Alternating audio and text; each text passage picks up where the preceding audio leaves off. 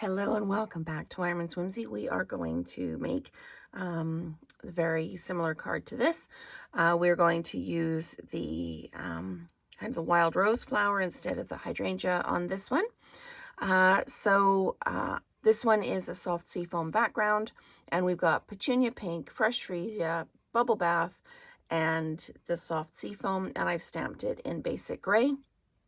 So we're going to go ahead and do the same thing. I've got my petunia pop background for this one, and I've got a 5 1/4 by 4 piece of basic white that I've run through the Mini Corrugated folder, and then I've just got another 5 1/4 by 4 here that I am going to stamp my image on, and I am just going to grab some washi tape just to hold my piece of paper down so it doesn't move. I can hold the mask, but I can't hold the paper and the mask effectively. So I'm just going to pop some washi tape on there like that, just to hold those down. And then we're going to stamp our image in the basic gray, like that. And we're just going to stamp it down. It doesn't matter how you stamp it down, because I'm going to be die cutting it out. So just pop that all off to the side like that. Okay, so now we need to line up our masks. Each mask has a number on it. This is number 1, and it has a registration mark on it here. Now for this set, the registration mark is going to be off my paper.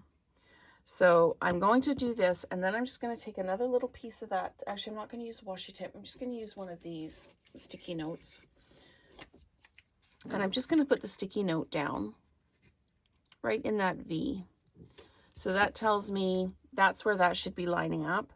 But of course, I want to make sure that I'm actually lining up on the image as well. So our first color that we're going to come in with is our bubble bath. You always start with the lightest color on the most amount of space. So this is not juicy at all. Let's move that off of there for a start.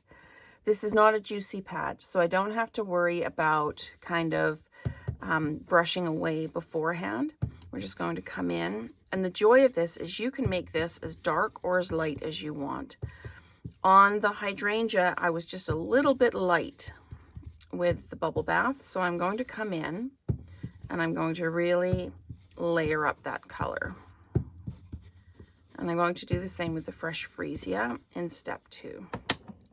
Okay, so that's 1. Okay, so we just set that off to the side, and now I need 2, and I'm going to lay 2 down, and I'm going to line up with that notch from the paper. There we go. Make sure that it actually does line up where it's supposed to, and that's perfect. Okay. So we're going to use the fresh freesia again, not a super juicy ink pad. So there's we don't have a lot of risk involved with getting smudges on our work.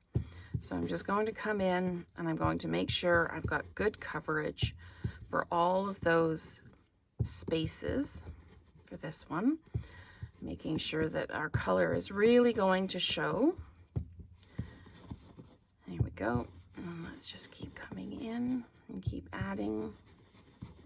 Okay, so when we take that away, we've got the subtlety of shade in there. Now for the petunia pop piece, which is piece number 3, so we've got our number 3 there. The petunia pop is very juicy. I'm just going to pop these over here for now. The petunia pop is really, really juicy. So I'm going to just kind of blend away from the paper just for a little bit beforehand. So we're just going to make sure we're lined up. And we're good. And we're going to hold that down. I'm just going to have that off to the side.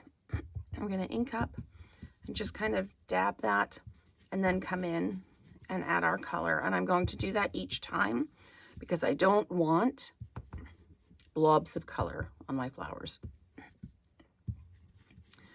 And it's okay if some areas are lighter than others, because that's how a plant naturally is. I don't know what I'm doing there. So there we go. And we're just going to come in and we're going to add that little bit of color. Make sure we've got all our spaces colored in. Okay.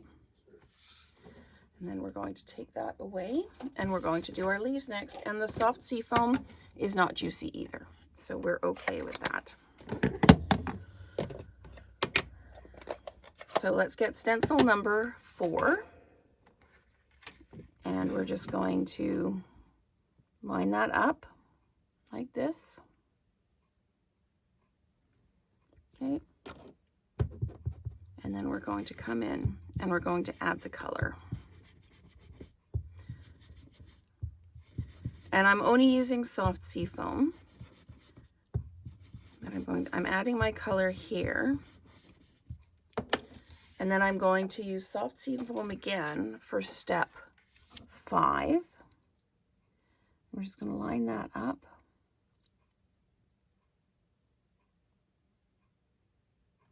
Like that. And then I'm going to come in and I'm going to ink again. This is just going to give a subtle change in color, a little bit more definition, but it's not going to change the color of the leaves too much. Just make sure, because I'm doing the same color over top, I'm just making sure that I've got lots of coverage. So when I take that away, I've got nice definition there. And that's our flower. Okay, so I'm just gonna pop that up there.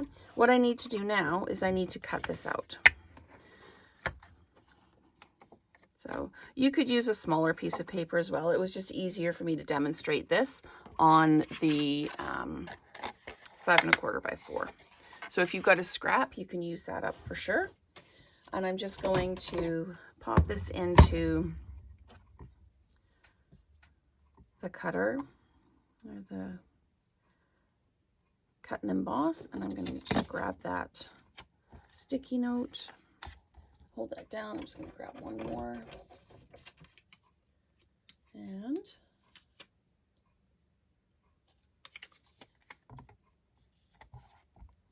there, pop that down like that. And I'm going to grab a cover plate and run this through. Die cut this out. Here we go, just like that. Move that off to the side. We can peel the sticky notes off. I'm going to put that aside because there's lots of real estate on there that I can use. So now I'm just going to build my card. So I'm going to put some adhesive on the back of this one. And the sides on this are straight, so I'm not too worried about waffling, so I'm not going all the way around the edges like I do with some really detailed 3D folders. And I'm just going to pop that down like that. And then I'm going to take my dimensionals and I'm going to dimensionalize the flower. And I've already stamped and cut out the With Love, and I've used one of the Nested Essential dies. It's the second smallest of the little banners. I love the double stitching on these ones. Okay, we're going to peel these backings off. And I wanted to say a quick thank you to everybody who's put such nice comments on my Millefiori quilt finish little video that I posted on Saturday. I loved that project and I'm so happy it's finished, and I'm so glad you all like it. It's it really was a labor of love. Lots of stitching went into that and lots of sore fingers. And anyone on Facebook would see my dad put the comment in, "Have your fingers healed yet?" And I'm like, yes, and I even have feeling in them now. So it's wonderful. But yes, truly, truly a labor of love. So I'm going to pop this With Love in. I've dimensionalized it. Just pop that over top like that. And I'm going to use some of the antique pearls. I used the antique pearls on this one. I didn't color them because they go so well with the soft seafoam background. This one I colored them with a dark Petunia Pop Stampin' Blends. So we're going to pop one there like that. And I want one kind of, maybe I'll put one actually on the greeting there. And then one up over here. So those are the two masks that come with the set. You can mask the hydrangea or you can mask the rose. And if it's not a rose, please tell me in the comments what it actually is. But those are the two different colorways. So I hope you like this introduction to how to use the masks for the Thankful Garden set. And let's create together again soon.